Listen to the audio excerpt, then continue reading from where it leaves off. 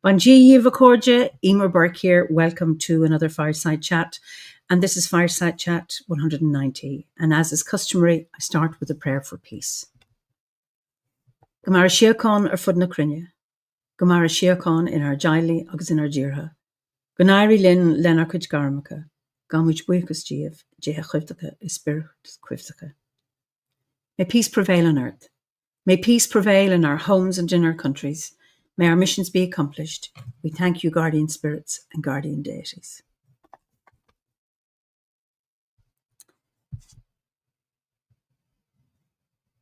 For peace. As the fever of day calms towards twilight, may all that is strained in us come to ease. We pray for all who suffered violence today. May an unexpected serenity surprise them. For those who risk their lives each day for peace, may their hearts glimpse providence at the heart of history. That those who make riches from violence and war might hear in their dreams the cries of the lost. That we might see, through our fear of each other, a new vision to heal our fatal attraction to aggression. That those who enjoyed the privilege of peace might not forget their tormented brothers and sisters. That the wolf might lie down with the lamb, that her swords be beaten into ploughshares, and no hurt or harm be done anywhere along the holy mountain, with thanks to John O'Donoghue. So you're all very, very welcome. Let me see where people are. Northamptonshire, Denmark, New Zealand, High River, Canada, the Vale of Glamorgan, lovely. There's a few from Calgary. And wind chill from I hear minus 30, minus 20 in beautiful. It's 6 degrees here in Ireland and kind of wet and damp. Feels colder, I'm sure. Wonderful to see you all. Where was it people from? Okay, so you're all very, very welcome. Well, how I know about the temperature in Canada is because we're going there this evening. And let me introduce my guest to you, Andrea. Andrea, you're so welcome. Oh, thank you so much for having me. I'm so grateful to be here. So we have somebody from Gisborne, New Zealand, and southern Brazil, Massachusetts, Berlin, Richmond, Virginia, near Longford. Wonderful to see you all here. So tell us, what's it like in Calgary for you? Well, it's pretty cold today. Probably about minus 20, I think was what the temperature was this morning when I left for work. So yeah, it's a bit snowy and cold, but it's a lovely, bright city. Calgary has a lot of sun, so we're really lucky here to be able to enjoy that, especially in the dark winter months when it can feel like there's not enough light all around. Calgary is situated sort of in the foothills of the Rocky Mountains in Western Canada, and it is sort of anchored by two beautiful rivers that run through it. So we've got the Bow and the Elbow, and they intersect close to the center of the city. And those are the two sort of lifebloods that run through our city and provide us with our water. Of course, we're a Canadian city and we're in the West, so we're fairly new, I guess. I mean, not like new, but there isn't the same history that I think that other places might have. So I feel like that's reflected in the types of buildings we have, and it's reflected in how the city has expanded. Like you see in a lot of the European cities, like these sort of streets that you think, how does that even make sense? Like they're moving all over, and Calgary's like basically structured in a grid. Right? So but we're very lucky to have beautiful natural landscapes all around where we live. So like I said, the Rockies, it takes about 45 minutes to drive into the mountains to the west. We have a lot of farmland and like all around the city, to the east, to the north, right? There's quite a lot of farmland. We have hoodoos, right? Like sort of like almost a deserty climate in one of the pockets in Alberta. So we have a lot of varied landscapes, which I feel very fortunate to live around. Yeah, I noticed when I was there last summer, how flat everything was in Calgary, and able to see, the horizon miles away. And it's interesting, there's Sean McCann is here and Janina is here. So And Jane, so there's, you have a few supporters here from Calgary. It's lovely to see that.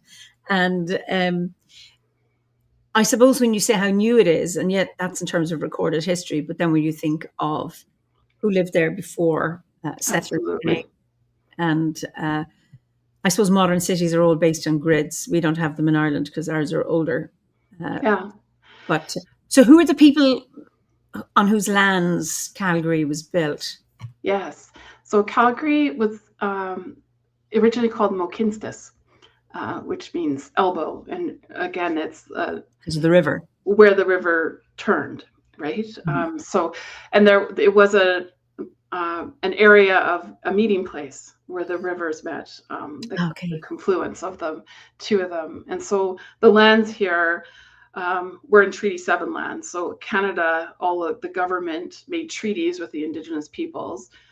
They haven't always honored them, but the treaties still stand. And we are in Treaty 7 land. And the Treaty 7 land is home to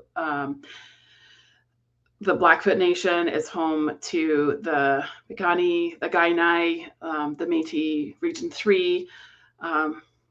Don't want to forget any, like Chiniki, Goodstoney. Like, so there's a group of Indigenous peoples that lived here. And they did, like, in terms of what they built, that wasn't part of a lot of the Plains people's heritage. Is like they were mobile people, so they moved with the herds.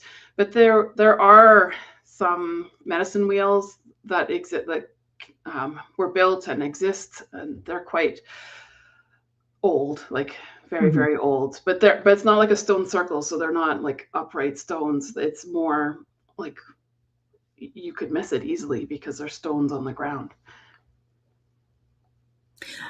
So what you're saying is these medicine wheels are physical wheels. I mean, I'm not talking about a wheel, but I know Yeah, made out of stones. Yeah, circular stone structures flat on the ground, not like what we have with our standing yeah. stone. Okay, and are there any carvings on these, or Not in the medicine wheels that I'm aware of, but definitely there's petroglyphs, right? okay? In different areas, different areas of the province for sure. Yeah. So Okay. the history, of course, is very old here, but like many Indigenous peoples, their history is oral. And when the settlers and colonizers came, it was their intent to stamp out Indigenous culture and to eradicate them.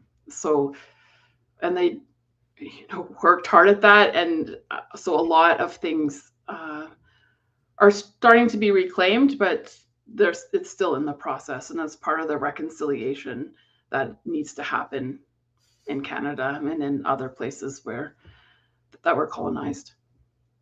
It's a long process and a big one. So, Yeah, and I imagine a very, very painful one as well. So, may there be a resolution, because yes, yeah. it's an ongoing process. So, and of course, you're a member of the Chinook Hills Grove I in am. Cam- yeah, that's where we met, and we met at the Obod gathering in Janine and John's place. I know it's near Red Deer, but I'm not too sure the name of the place. She said it someplace. Where does she live? Close to Rocky Mountain House, Rocky Mountain, and of which course, is west of Red Deer. and that was quite a drive, wasn't it? Yes, from A bit of a Calgary. drive. Yeah. But I just loved the landscape there, the trees and the mountains, and that was just a wonderful. And Janina was a guest uh, back in the summer. Just beautiful to experience the different parts of Canada, And after the gathering, we went to Banff, and I couldn't believe it. It was like something out of a film, with this blue sky and snow-capped mountains and the tall pine trees and the blue-green rivers and lakes. It was just incredible. Yeah. Absolutely beautiful. What a country. Just beautiful. So, yeah. Yeah. Well, I feel fortunate to live here. Yeah. Very, very nice. So, I'm interested in your background. Yes. So, I suppose your spiritual background and how you found Druidry, and how does your spiritual background, if you have one, how that influences your Druidic practice today. Okay. Yeah. Well, so like many people, when I was a kid, we went to church, an Protestant, I think, a Protestant church. The fact that I can't even remember tells you how important it was to me. And none of that ever resonated with me. So even as a young person, and it didn't really resonate with my parents. I think they did it just because they thought they were supposed to. And one of their friends was a pastor, so like we would go to this church, but nothing of it really felt real or like poignant to me. And I think in my adolescence, I sort of moved away from that, and really part of my issue with a lot of that, the Abrahamic faiths, has been the misogyny. So that, and in my adolescence, that reared really up really strongly, and so I rejected that entirely, and then sort of floated a bit in just, you know, enjoying nature, feeling connected to it, but not really having a name or anything for what I felt. I, this probably seems silly, but when I was a teenager, I read The Mists of Avalon by Marion Zimmer, and I was enamored with that book. I've read it multiple times. I loved it so much. I think if I could have become a priestess in the Isle of Avalon, that would have been my path, my chosen path, right? So I loved that book so much. So I mean, I definitely see that as sort of an influence, all these layers that show up. And then in my early 20s, my husband at the time, he and I are since divorced, but my husband at the time and I, we're searching for a pagan group. So I was exploring paganism at that time.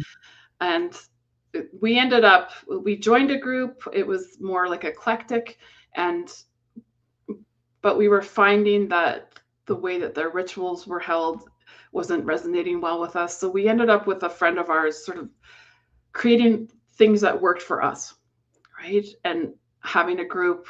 And we ran that for, I don't know, maybe 10 years. Yeah, it was a long time. And eventually when we got divorced, because we were running it, he sort of just decided that we were getting separated. So I was out, and this was what was going to be. So he was going to be that. And that was a deep wound. The loss of that for me was hugely, I'm not going to say traumatic. I'm not sure I'd call it traumatic, but it was a rupture. Yeah. For me. And it took me many, many years to come back. Before that happened, just a couple of years before that, I had been looking into Obad. I had been interested in doing the learnings to join the Bardic grade. So I had the initial literature, the initial package that they send you, and I was considering it. Then I got divorced, everything ruptured, everything, it was like scorched earth is what it felt like. And then I needed to rebuild from that, and it took me, I was separated at the end of 2012, and it wasn't until I think 2021 that I was like, I need to come back. And that's when I decided to really do Obad. Yeah, so now I'm in my Druid grade, and I'm really enjoying it. So what has Druidy done for you, or what kind of impact has it had on your life? It's been deeply healing. Yeah, like I said, my divorce was extremely painful for me. There was a lot of conflict in my divorce. I have 4 children, and the divorce, not only was a downward turn economically for me, because I had been, when my children were young, I was at home with them, taking care of them while I was also doing music. So I was doing those 2 things and doing our spiritual group. And then when I got divorced, I obviously needed to work, but my initial degree wasn't the kind of degree that gets you a wonderful job. Like my initial degree is a Bachelor of Arts with a major in psychology. So that was my first degree. And so I ended up working at a wildlife rehabilitation society, which was incredible work, really interesting, but doesn't pay very well. And so like it felt like we were just clinging on for like many, many years, the kids and I. So we were just like holding on, doing the best we could. I ended up going back to school during that time. So I was working, had the kids, going back to school, which was a lot of work, did my master's degree. And my gift to myself when I finally like finished my accreditation was I'm doing OBOD. So it felt like a real reclamation. It was like a celebration and a reclamation. And this, like the pathway through it has been deeply healing. I have learned so much about myself, and it feels like I can breathe again. That's what it feels like. Wow. So what was your, it strikes me that you've had many challenges. I mean, I think it's bad enough, for a marriage to go, and then your community to go, and then your trust in abundance, as it were, in that, your access to safety, as in financial comfort, all gone. So what was it that, I'm curious, what was it that pushed you to keep going? To work, to study, to look after your kids, all of that. What was it that? Well, the kids, one. I'm grateful that I had my undergraduate degree early in my life, because I knew about what the impacts of divorce is for kids. Like I knew what that was, and I knew what it meant to create safety and how important that was. So that drove me through much of my decision making. Going back to school was incredibly difficult for me to do, not because I didn't want to learn. I love learning, but because music had been such a huge piece of what I wanted to do with my life. I feel like music is my calling, and I was doing that, but it wasn't paying the bills. So I had to make a choice and to say, like, look, I can't be pursuing musical things, working full time, raising kids, and doing a master's program. Like it's too much. Something has to give. So I said, music has to go to the side. You go over there until I'm done. Right. And it was like knowing that I needed to create stability, and I needed to create something better for the kids and I. Yeah. Wow. And I do know you have a website, and I do know you are an amazing singer, and you have albums. So were they created after you got your master's, or were they from your earlier life, shall we say? So I have 3 albums that were created before before I got divorced. One of them came out right as my marriage ended. So that one, it's so funny how life is, right? Like I had pushed and pushed and pushed and pushed and pushed to get to to crawl my way up in the music industry, which is hard.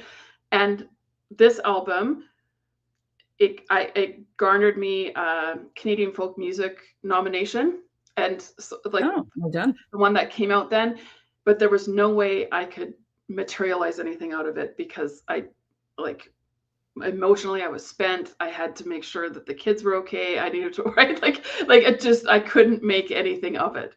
So it's funny how that goes. And then one of my friends, it was around the time that I was completing my master's. She is also a musician. We'd done lots of concerts together, and she said, I would like to record some stuff with you. Like, could we just do an album in my bedroom, basically?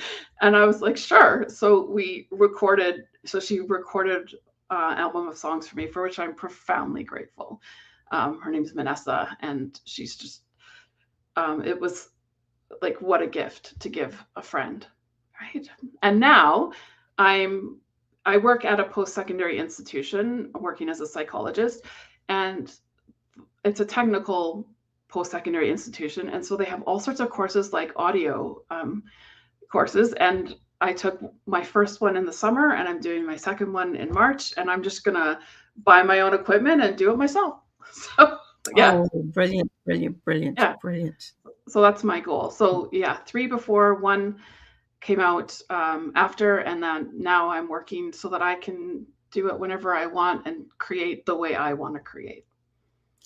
What a joy to have such independence. I believe that you performed at the same gig as Dave the Bard in Alberta a number of years ago. Is that true? That is very true. Yeah, it was at the Sunwhale Festival. And I have an embarrassing story about that. So, oh, go on, tell us. Yes. So Dave had, when I was, like leading up to my divorce, when I was really like in my music, he had definitely played some of my music on Druidcast. Oh, and brilliant. He had written to me and like, absolutely. And then like, it's like my divorce addled my brain, and just like, all the contacts that you had, I don't know what happened to my brain. Something happened to it. And so I go to this, and I don't even think I recognized him as that person, right? Like, I don't think I made the connection between the two things.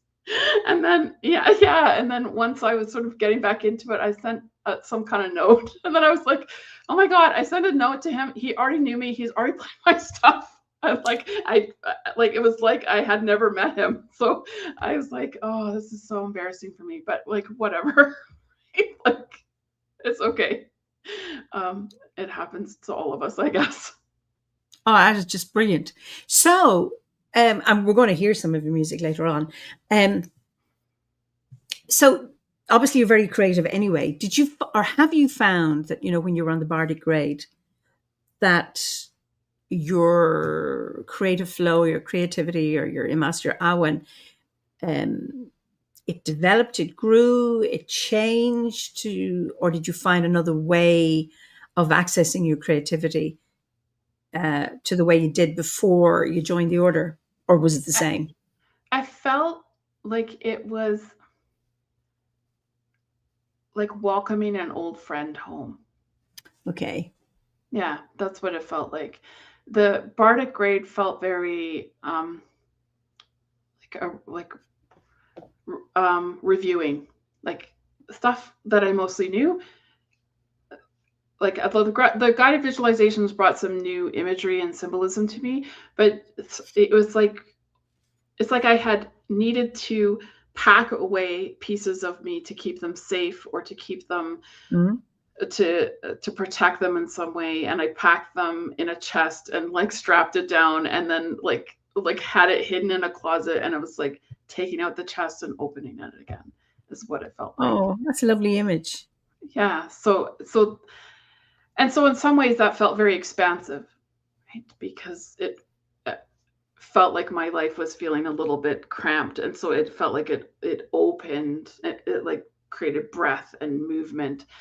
My master's degree was, of course, very intellectual, so a lot of research, a lot of studying, a lot of writing essays and coursework, and all that type of learning uses that part of your brain and that part of you, that intellectual part, which is great to stimulate. But my accreditation exam was incredibly difficult. So it's called the EPPP. It's the accreditation exam for all North America for psychologists. And it's an incredibly difficult exam to pass. Many people fail it. And so I studied for 6 months to pass it. And I definitely felt by the end of that, like I have too much psychology in my life. I need less psychology and more of some other stuff. Right. So I need to balance out all that intellectual piece with something a little bit more holistic, and with a little bit more like magic and spiritual connection. And especially while there's like lots of pockets of different people, I've met some wonderful psychologists who have very holistic points of view. I should have become a social worker, honestly, a clinical social worker. It's more in alignment with how it's more in line with how I view community and how because a lot of the psychology, I think, in North America is heavily focused on this like evidence-based cognitive behavioral, like this kind of stuff, which doesn't resonate with me at all. And it was like I needed to latch into something like a little bit deeper and more with a little bit more meaning, and that was less quantitative, so to speak. Yes. So, how do you we have a mental health interest group within the order. Yes, I've joined it. You joined it. And Yeah. it's really interesting because, Philip is a psychologist, I'm a psychologist, and so much of the GWERS, have foundations in a psychological, working with psyche, not so much theology bit, but the psyche bit, the spirit, the soul. Yeah. Have you found now, because you're in a school, a way to weave your way, with your, because you talk about things being so quantitative, how do you bring the quality in, as in qualitative, your creative piece, your artistic, spiritual? Is there a space to do that in where you work now? There is. I'm extremely fortunate that one of the things that they liked about my resume when they hired me here, I've only been here, like it'll be a year at the end of January. And one of the things they liked about me was that I have a background in the expressive arts. So I've done training in that. And I'm currently doing training in somatic approaches. So I can bring that. And because they like that, they've created space for me to use it. So we have, they call it the Zen Den. It's like a little space where we can run sort of art activities and workshops, but it's intended to be like a calm, meditative kind of space for students. And so I run workshops there, like expressive arts ones. So where we get to connect into art and how that, like just a completely different way of like engaging the psyche, really. So I'm very fortunate. And then also over the summer, I was moved into a position where I'm also doing hours in our Indigenous lodge. So I have counseling hours there. So, and I do it in the lodge. So we have a specific space for Indigenous students here. And it's called Natoy-Sepoys, which means holy wind. And so I go there once a week and have counseling hours for students. And they also asked me to do a series of wellness workshops, and I decided I based them on like seasonal wisdom. So we're moving through that. And so in that space, it's particularly lovely and rich and like so yummy because they're very interested in having earth-based knowledge and earth-based learnings. So obviously I'm not going to appropriate what they're doing, but I can bring my druidry into that, and I can honor that, right? Like, and say like, this is where this teaching came from. Wow. Because I was just going to ask you before you said that, how do you engage with, or how do the students engage with you when they see you, you're white, you're not First Nations, and, are you coming from a completely different planet? But somehow you're saying that what you can do is bring your druidry, and that's where you can meet. Yeah. Am I correct? Yes. I mean, obviously I'm white, right? So there's no getting around that. And I think just honoring that, and part of being an OBOD has been connecting into the roots, my roots, right? Because obviously I have a deep interest in like the Indigenous worldview and the Indigenous paradigms of spirituality and thought. But it's not my place to take on those, right? I can learn from them, but it's not my place to take them on. So connecting into like some of my own heritage has been a way to feel at peace, right? Because it's an odd feeling to be a settler like to be a settler here. Yeah. Yeah, it can feel. I was born here, so there's that. There's feeling like I'm born here, I belong here, I belong to the land, and also the acknowledgement that like like part of the history here has been like genocide and Mhm. oppression. And so how do we live in that, right? And so I find connecting into my own heritage helps me have a nice anchor from which I can sit with, witness, participate, listen, and bring my own wisdom to the table as well. Wow. Because when we were at the gathering in Leslieville, is it now? Um, there was one woman, one member of the order who's First Nations, and I asked her. I said, "Oh my God, what was it that brought you to OVOD?" And she said, "Because of the meetings, the shared values." And Mm-hmm. I thought, wow, that's so lovely. And this is one of the gifts I think of Druidry in. Because I've lived a lot in Africa, and I've worked with healers there, and if you look at an indigenous worldview and you look at a Druidic worldview, they are very much in alignment. They have lots of meeting points, and that is a great place for people of different cultures to sit down and meet, Mm-hmm. rather than look like, I'm the colonizer and you're the colonizer, so that people can come together and share things. I think Yeah. that's quite beautiful. And I really think a lot of like psychological work is like obviously listening, but being willing to step into someone else's world, right? Yeah. Not forcing them to come into my world or saying you have to conform into like good mental health, right? But being more like, how can I move into your world and sort of look around a bit and like, let's wayfind together in here. Yeah. Right. Sean, who's in Calgary, says there's a great Indigenous concept of two-eyed seeing, incorporating Indigenous ways of knowing with Western ways of knowing, and that OBOD embraces in its own context. I worked with the writings of healer Malidoma Somé from Burkina Faso, Mm-hmm. and he lived in the US, though brought up in Africa.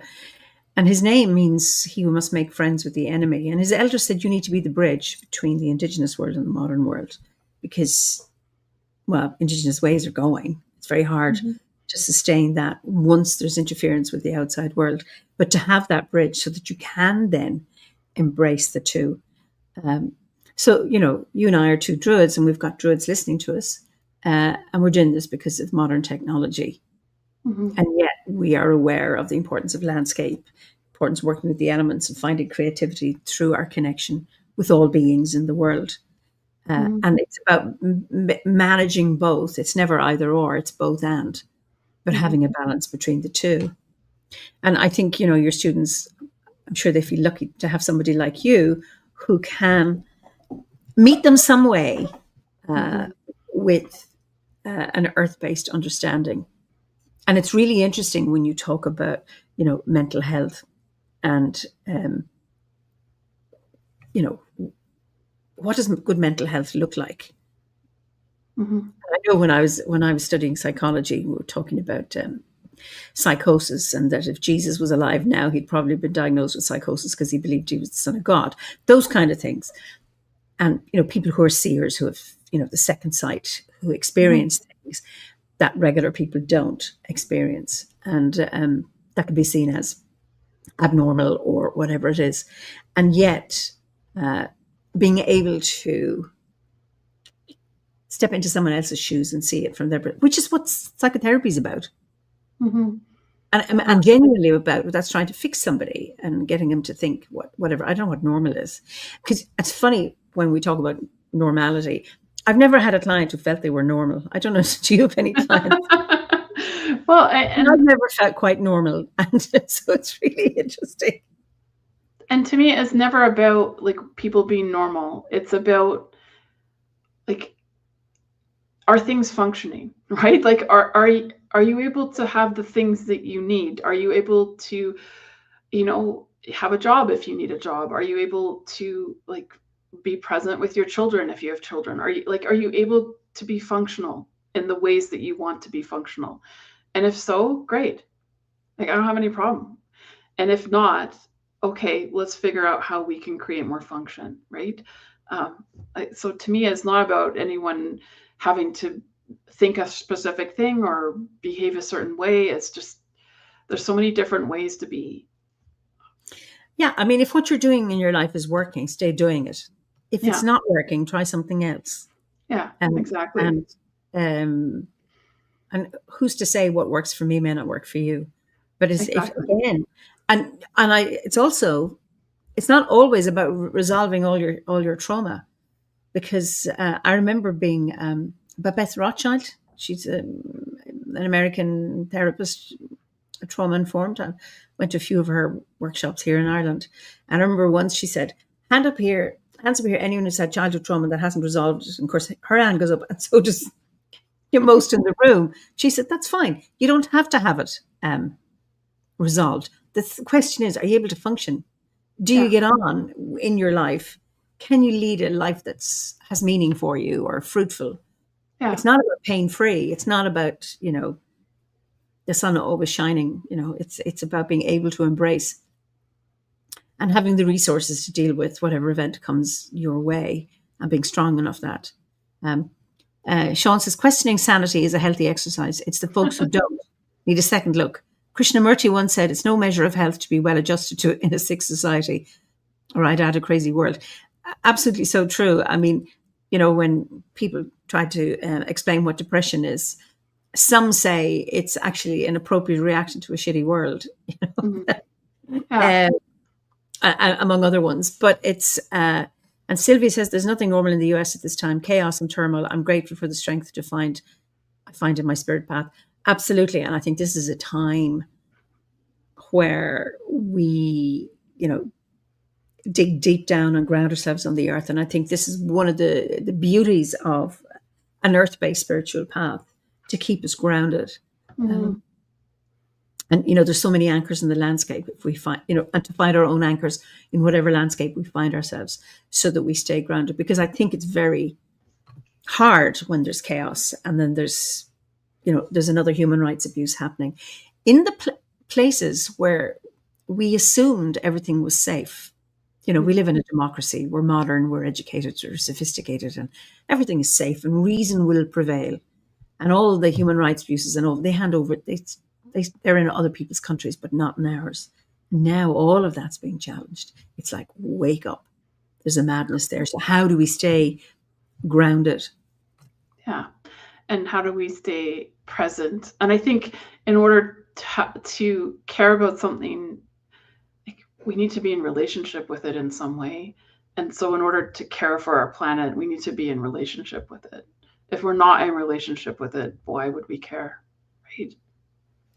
And this is one of the hard things is there's so much fragmentation. And when you look at various governments and how their policies are is to divide people. And this is where we need to wake up as yourselves and stop fighting with each other.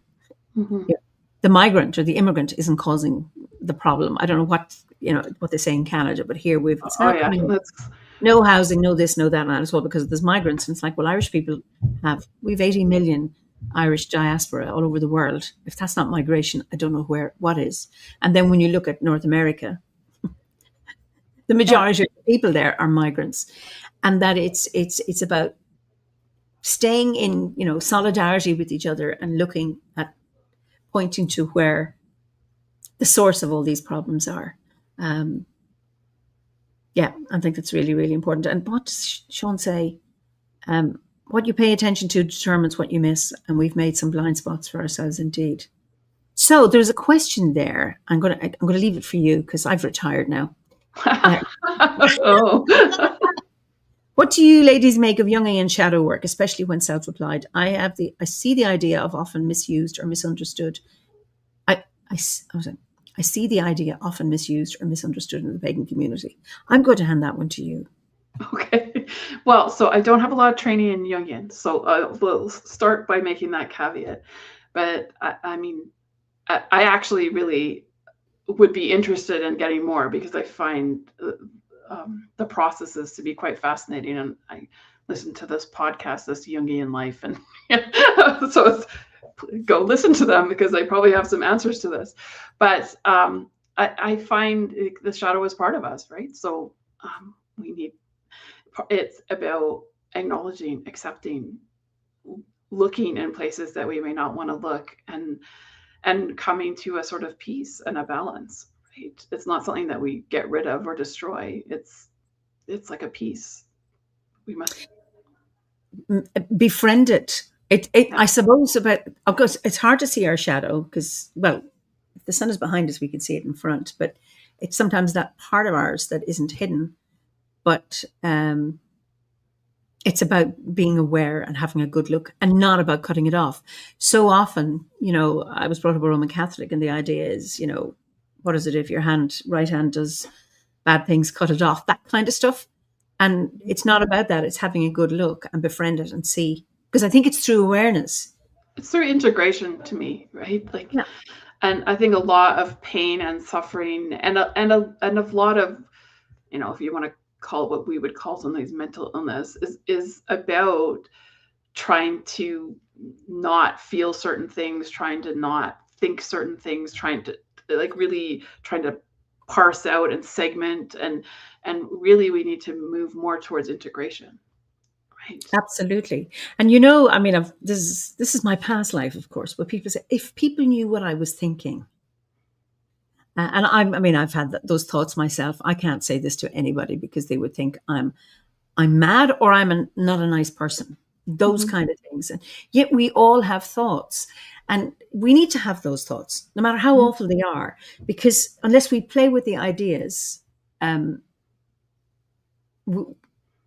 when we're not aware, then we act out and we do damage. But when we know what we are capable of and say, okay, I could possibly do this, or I think that, and it's like, well, what do I do about it?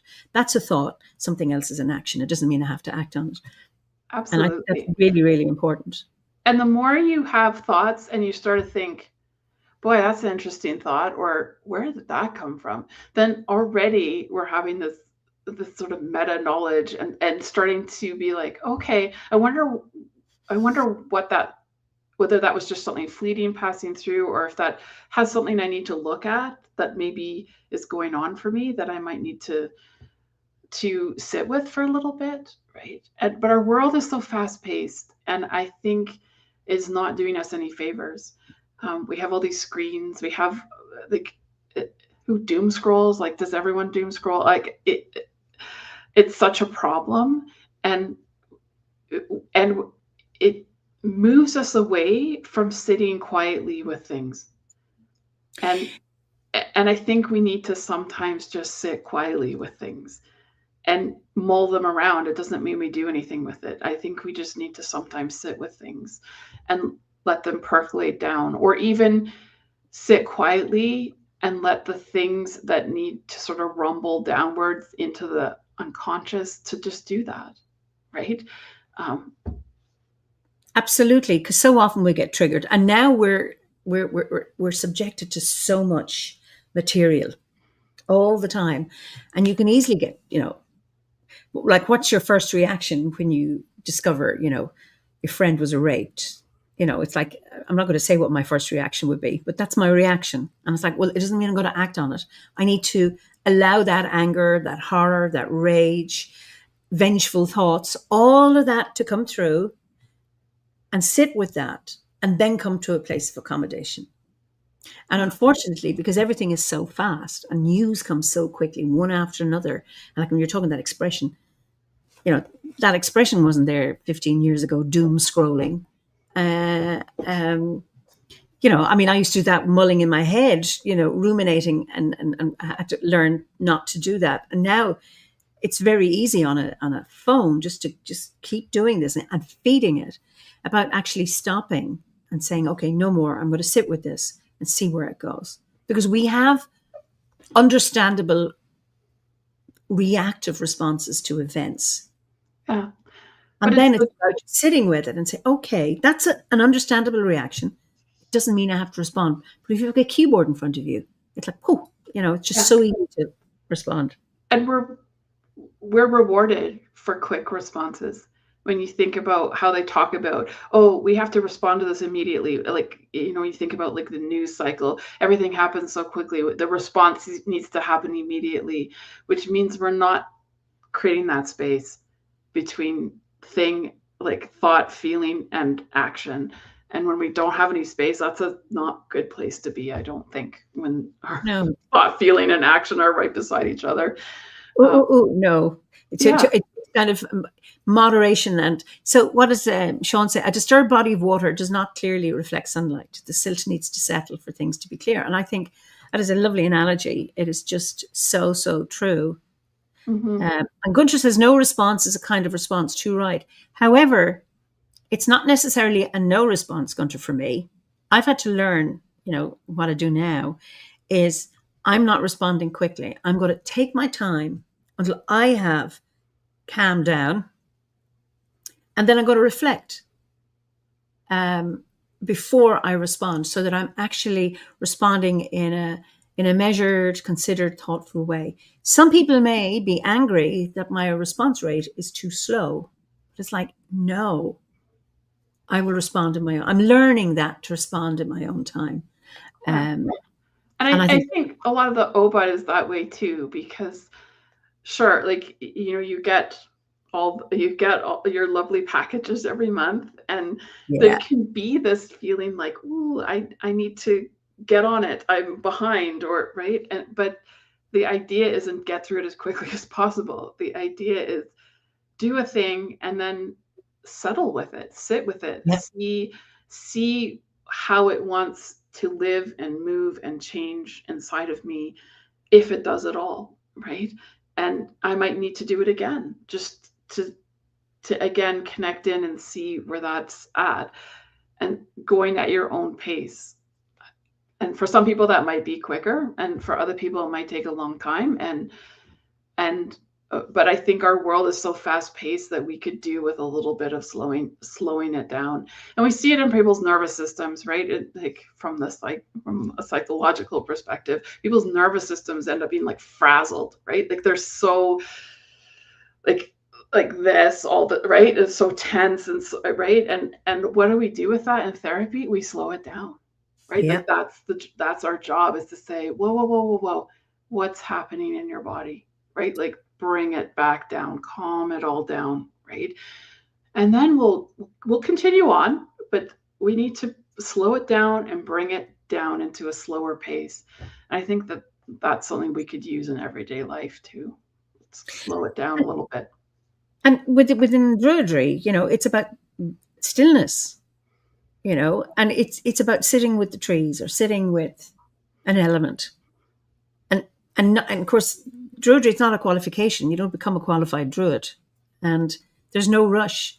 And so many people have done the Bardic grade over and over and over again. And people have done all 3 grades, and then they go back to the beginning again, because and then the person that goes the second time, they're a different person. Yeah. You engage with the Gwers in a different way. And I think sometimes in this world, we're novelty junkies. It's like, no, give me something new. I want something else. It's like, hold on a second. There are practices that are tried and true. Mm-hmm. Tried and tested, is that the one? That work. And you can vary them. But these ones can work really well. And when you revisit them, you're a different person when you're going back again to revisit those. And they can be really, really powerful. Yeah. And when I was coming back into my spirituality, of course, there's always this urge to, well, I need a bunch of stuff, right? Which you don't need a bunch of stuff, but that's sort of the urge. And then I had this clear message in my head: you have enough stuff. So yes, I have enough stuff. And then I find all these little things that I'd collected over the years, and oh yeah, this thing, oh yeah, I do have everything I need is right here. I already had it. I just was convincing myself that I couldn't do a thing until I somehow accumulated the right things, right? And that's just not true at all, right? It's the sort of tricks that our mind plays on us. Thing with the novelty. I need to have novelty. And it's like, actually, what you need is some stillness. Actually, you might need a little bit of rest. Actually, you might need to just breathe with the trees for a while and move with the flow of the river, and right, like listen to the bird song. And maybe that's actually what you need. Your mind is not telling you something that's real. I remember years ago, I mean, I speak quickly, I still do, and I walk fast. But I remember I was in my 30s and I was just getting into a spirituality that wasn't based in Catholicism. And I was in a hurry, you know, I want to be up there. I want to be not down here on the earth. And I remember meeting somebody who said, "You're so fast." And I thought, what are you talking about?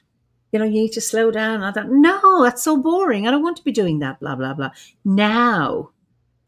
And I remember starting doing, you know, meditations and hating it, and hating sitting still and focusing on my breath and just being still in the moment. And I thought, what is this for? What's the purpose? And I was doing it because I was going to workshops, and I'm not going to object. I'm compliant and I'm nice. And then suddenly it clicks and I go, now I have it. Oh my goodness. But I had to keep doing it and struggling with this stillness business. And then suddenly a day it just fits into place and I go, I love this.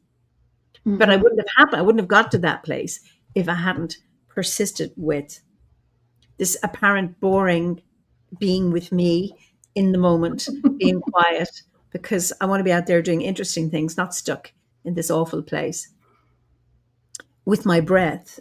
And now when I focus on my breath, I find it so healing. Mm-hmm. You know, but that has to be done. And there was no point anyone telling me that. Well, they did tell me.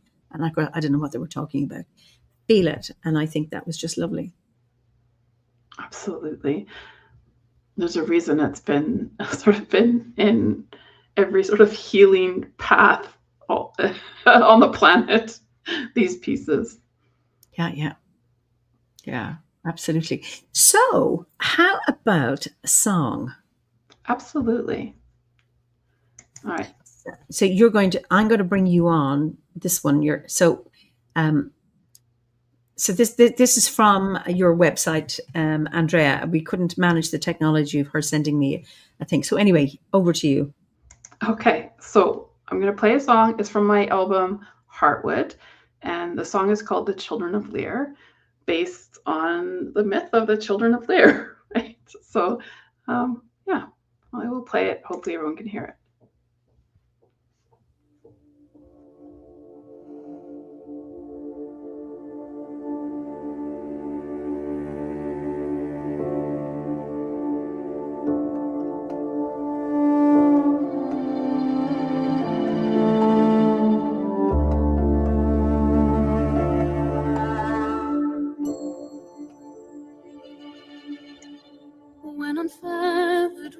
Take flight o'er the hills, beating the time to the swan's final song, sung so sweet, sung for so long, as they leave rocky shores, flying west with the sun. And I watch from the land I love, my past come undone. Children of Lear, where have you gone? The hills, they are bare, but echo your song, The stones silently fall, and where do I belong?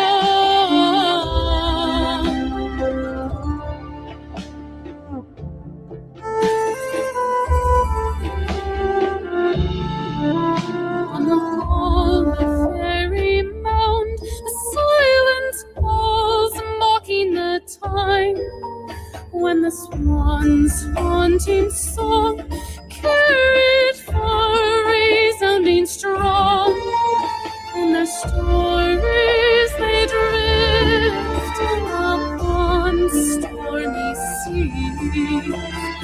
Lost in the waves of time, the island it is near.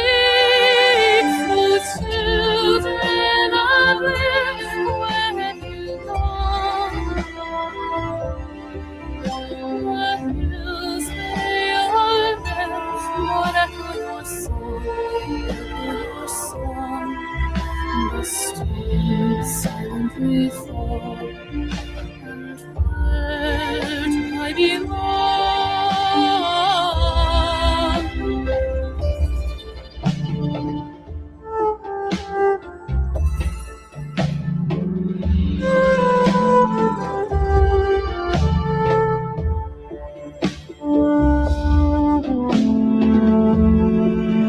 When the bells so loudly toll, an anthem rung, drowning the sound of the swan's final song.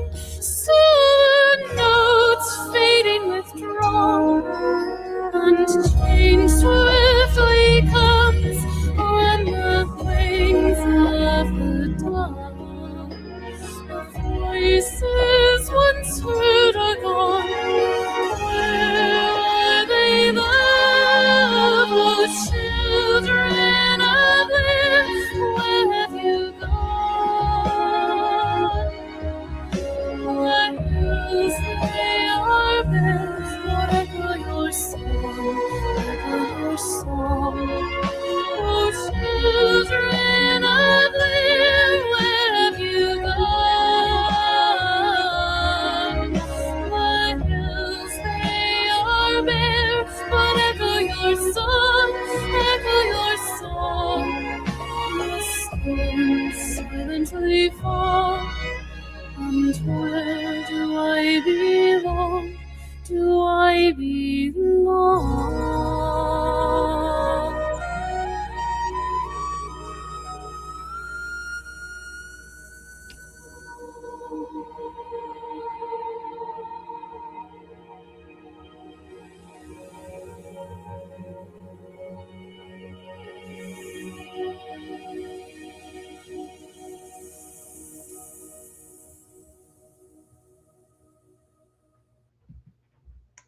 Wow, that was just so beautiful.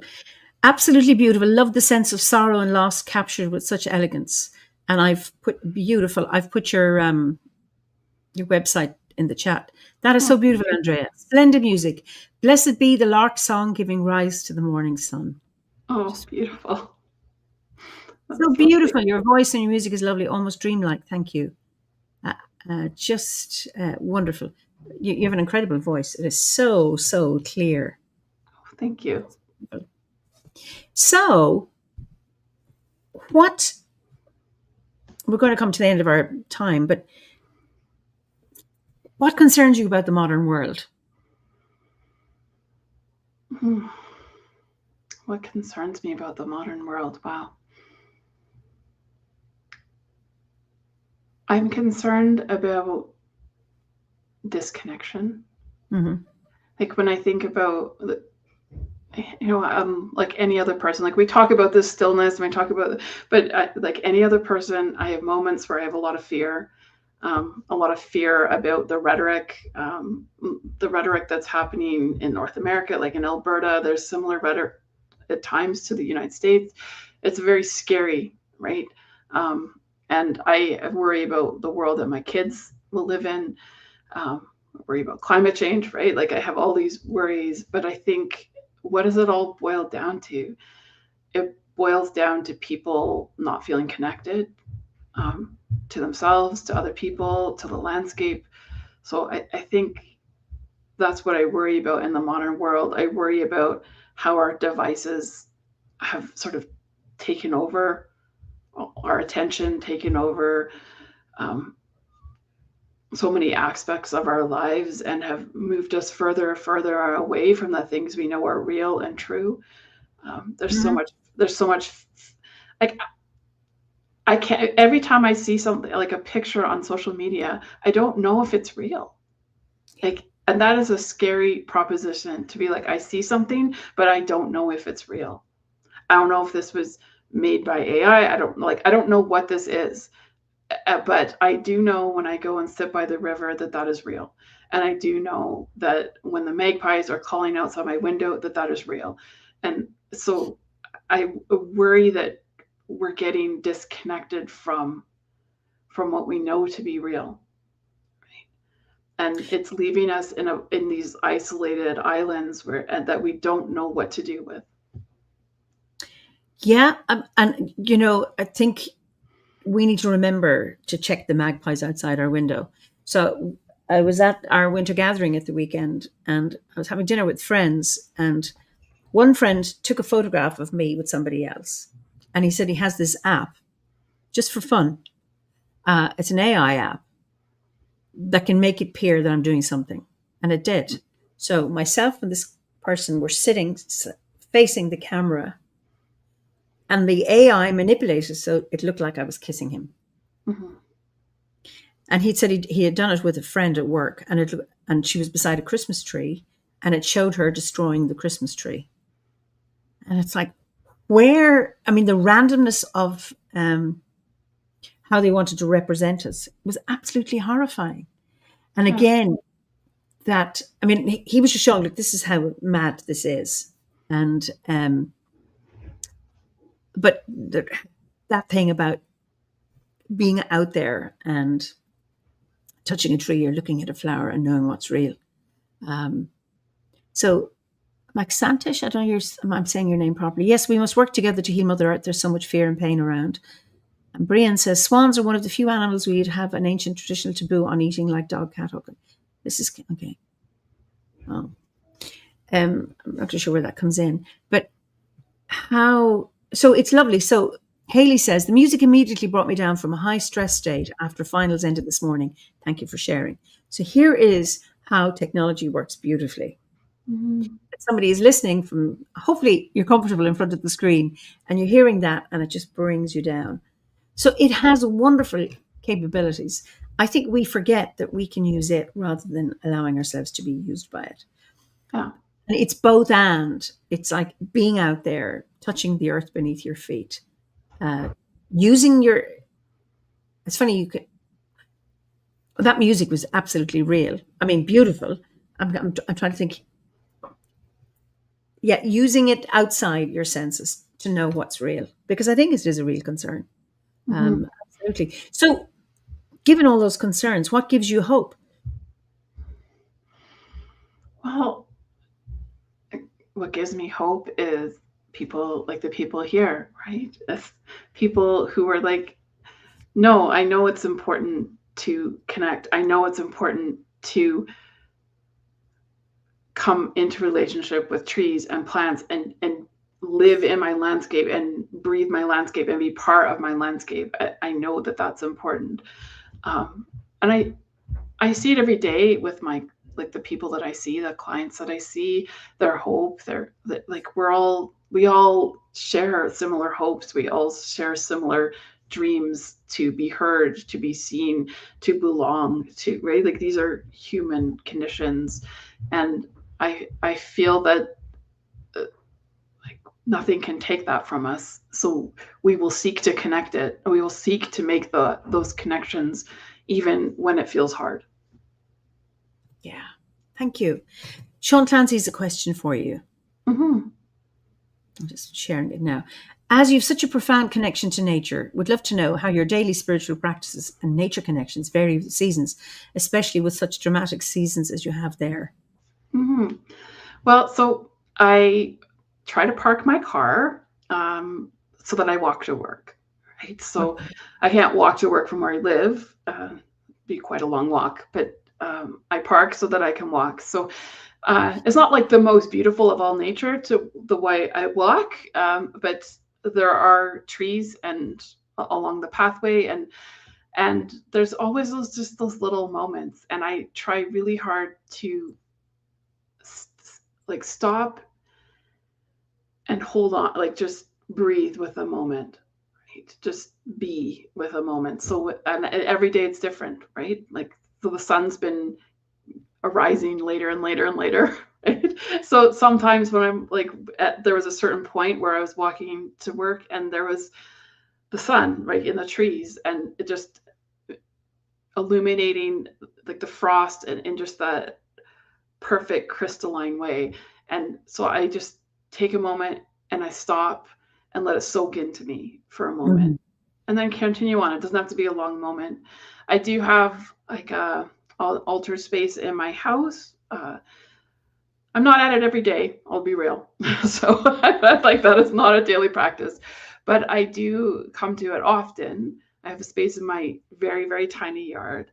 I find even just like I live in one side of a duplex, so my yard space is incredibly tiny, but I've planted trees, and every day when I see my trees that have grown, and they've grown incredibly tall. I planted aspens, so Lovely. they've grown in like a microsecond, like so quickly, and it just gives me so much joy, like to see them and feel them and have those like their living spirit like surrounding me.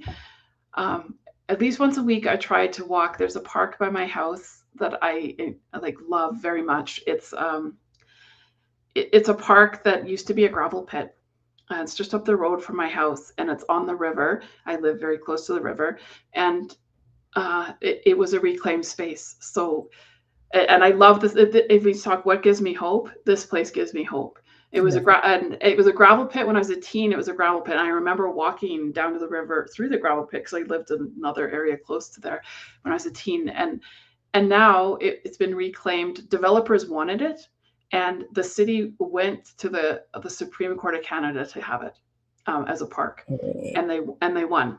And so they have it as a park. It's a reclaimed space, so it's wetlands, and you can see like deer in there. There's a moose that lives in there. Beavers live in there. Muskrats, like millions of birds. It's just such a beautiful space, and just to go down there and listen to the river singing, like I feel so hopeful. So I try to go once a week. That sounds lovely, because it's really interesting, when like gravel pits or quarries, destruction of the landscape, and then when it's no longer used as that, maybe they've taken everything they can, and the sense to allow it to reclaim itself. I have friends, when my husband was alive, we used to visit Manchester a lot. And I remember friends taking us to a park with a lake, a small lake, which was a quarry pit. They allowed it to fill up, and there's fish in there, and there's trees, and it's just so beautiful. And I thought, wow, that we have to mind nature. We are nature, and yet the earth will still survive. It's that ability to reclaim itself and to return to its own wildness is incredible. And how wise of your city council to say, no, we are not going to develop this. We're going to turn it into a park. And then when you're talking about your beavers and your moose and your deer and your muskrats and all the things that were never there before, well, they might have been there before the gravel pit was taken or used, and that they come back. I just think, what an ability, or the magic or the power of nature to restore itself and for life to continue. Well, that's hope to me, is that something could be decimated and it can still come back. And so that's true for us too. Yes, indeed. And when you think of, we say, I was in Peru in 2009 and went to see Machu Picchu, that had been rediscovered in the 1930s, because when the Incas, whatever happened, the civilization died out, and then nature took over and covered everything with trees, etc. And then somebody was looking around and found this, and then they, uncovered it again. You kind of, wow. And I just see myself, I've got somebody working in the garden for the last number of months, just to make more light in the garden so that other things can grow. But I can see how it can take over. I have a polytunnel, and I've seen the blackthorn trees come under, and they start coming to grow inside. And it's like, no, that's not your place. You have to leave room for your plant brothers and sisters. But I'm fascinated. Here I am where I'm living, and I can see how things come back. So, and of course, they're allowed until I say, no, I've had enough now. I'm permissive, and then when you overdo it, I kind of draw a line.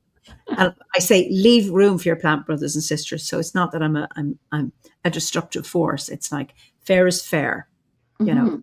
So, but that is lovely, and it's just brilliant that to have that, and you're able to go there every year. Somebody said, Morgan says, how wonderful! I grew up near a park called the Gravel Pits, but never made the connection with the name until now. Isn't that lovely?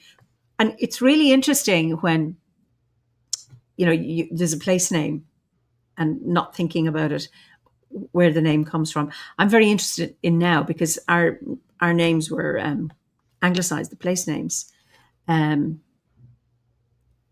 in a stupid way, either phonetically or a bad translation. And when I look at the Irish name, I find, so that's what that means, because there must have been. So there's a place in Dublin called Terenure. What does it mean? Cheer on Ure, the land of the yew tree. Oh, So lovely. there's so many. And so when you look at the Irish, then you begin to discover, this is what the magic of the land is. Mhm. Would people like to hear another song before we finish? It's a bit slow, the delay. Okay, I think we should. All right. Do you know what you're going to play? Let me pick something. Sure. Yep, there's yes, absolutely, for your Okay. Oscailga and in English as well. Great. So I'm going to say this poorly because I'm not good at Welsh, but the song is called Hiraeth, which, like, English doesn't have a word for it, but this longing for that which you once knew. Oh, okay, lovely. Yeah.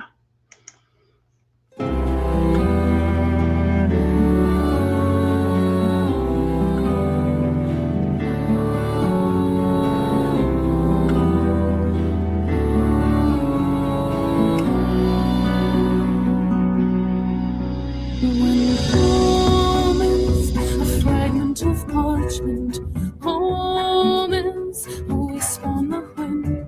When all that anchors is a banner inside, words without a place. Everything changes, leaves kiss the ground. Everything wears down the decay of sound. That longing so desperate it tears you in two. Here is the song in my memory once knew.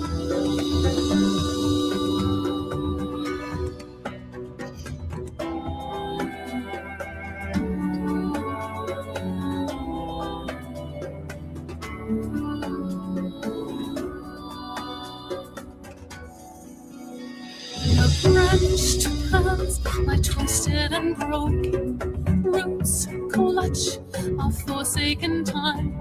When plant calls to wander unsated, trying soul to fly.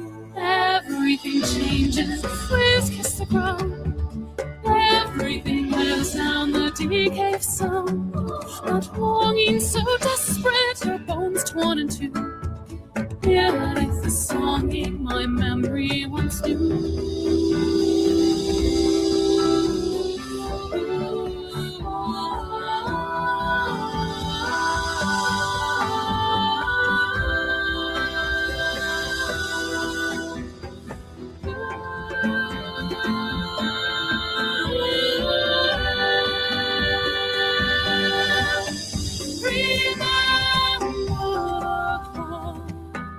Remember the scent of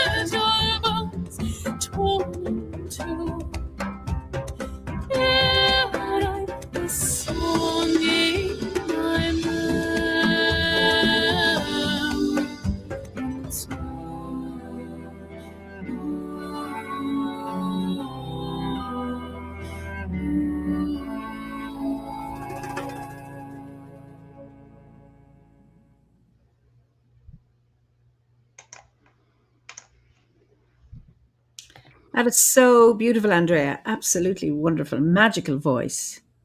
Thank you. Jane says we need an Andrea, Janina, and John collab. Absolutely. Yes, I love that. And Sean has a question. That's beautiful. Do you do your instrumentation too? Absolutely haunting. So I play piano, I play violin, I sing, I do my own backup vocals. But those albums, I did not do other instrumentation. I didn't even do violin on any of them. So the ones that had violin on those ones, like none of that was mine. But my intent going forward is to do quite a lot more of my own instrumentation. But I have worked with some like incredible musicians. So I'm really always grateful for their contributions because they're just wonderful. Well, there's some lovely comments. Thank you so much, Moran Tang. And then there's longing, craving, itch, intention. That's from Brian. I can't. Luga Minacht. That's Gaelic, so I'll be pronouncing it like an Irish person. That was lovely. So strong yet wistful too. And Sean says, making my cleaning the kitchen epic. Lovely song, says Morgan. Gave me fantasy vibes in the best way. Well, that's so kind. Everyone's comments, I just love them. Thank you so much. So thank you so much for joining me today and taking time. Oh, it's your lunch break and you've gone over, haven't you? It's okay. I planned my admin time after. So okay. Yeah. Yeah. It's been such a joy talking to you, Andrea. So I just allow you to say goodbye to everybody there before we thank you so much for joining. It's been such a privilege and an honor. I'm so grateful to be part of the OBOD community. Again, it's filled my heart and my spirit in a way that like I could never repay what has been given to me. So I'm so grateful. Thank you so much. Okay, I'm going to send you to the green room and we can come back and look at the comments. So I just don't go away.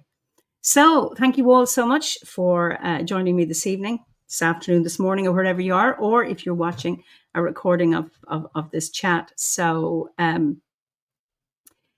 it was a lovely conversation and just wonderful singing. So I look forward to seeing you next week for another Fireside Chat.